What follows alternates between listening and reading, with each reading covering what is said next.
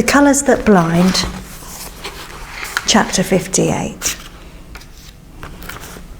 2 days had passed since Philip had cut my hair and Amai had carefully shaved off the remaining tufts.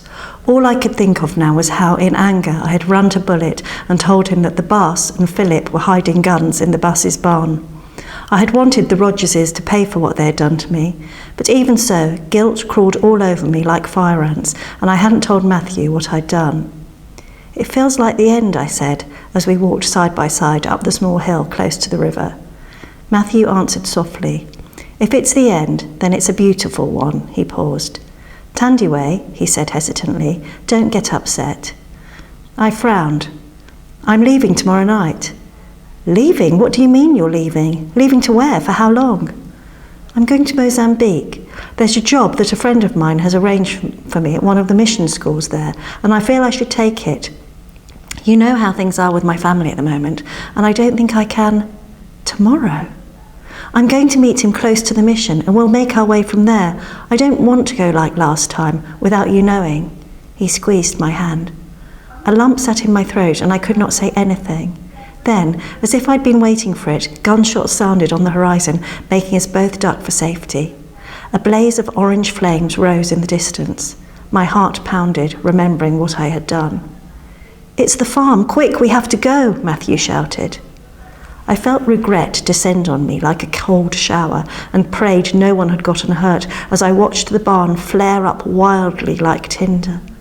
I could tell from the denseness of the smoke that all the bags of dried tea leaves that were waiting to go to market must have caught fire. By the time we reached the barn, scores of men and women from the village were hurrying with buckets of water, passing them in a chain. My heart pounded at the sight of the missus sobbing on the veranda. A little further from the house, Nurse Edwards tended to the boss, dabbing at what looked like a burnt arm. The boss got up. "I'm going to help put out the fire." He moved away from Nurse Edwards.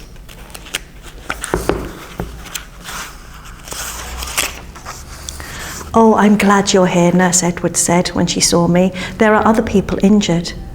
I stared at her, wondering where she had left her babies and whether she herself had recovered. "Nurse Edwards, shouldn't you be resting? You shouldn't be here." "There's no time to spare. There's a boy I saw earlier who's burned his foot. Look, there he is. You wouldn't mind helping him, would you, Tiandwe?" she said, gathering up all her dressings and ointments. I glanced over to the other side, where the boy was carrying a heavy pail of water, limping closer to the flames. I grabbed what I could from Nurse Edwards' little bag of medicines before rushing towards him. "You can't be walking on that leg.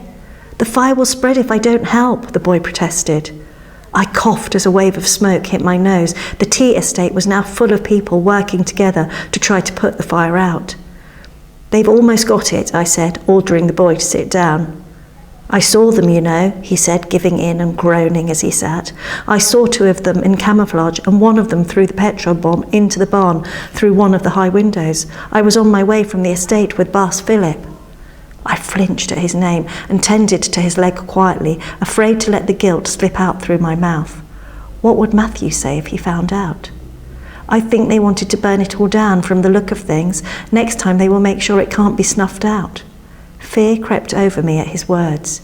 "Did you see their faces?" I asked as calmly as I could. He said nothing, but let out a whimper as I rotated his leg to check for other burns. I understood. Anything he said could have labelled him a sellout, and during those days when identities were hidden in the shadow of the wall, you could not easily trust anyone. "You'll be fine, it's only a little swollen." The boy nodded and tried getting up so he could leave. As I tried to convince him to rest for longer, my eye spotted Philip behind the massa tree, hidden from everyone else by the shadows. My heart began to thud at the sight of a tallish figure towering over him, with what looked to me like a bayonet pointed at him. I knew who it was, and I knew what he would do. I hesitated, fighting with myself over whether I should step in. Just looking at him, the rage rose within me, pushing out and making the hairs on my arms all stand on end. But it frightened me that his life was in the balance, and I had put it there. I took a few steps in the direction of Massa Tree, urging myself to run there and stop the comrade. But as I considered it, I remembered everything Philip had done. He had to pay.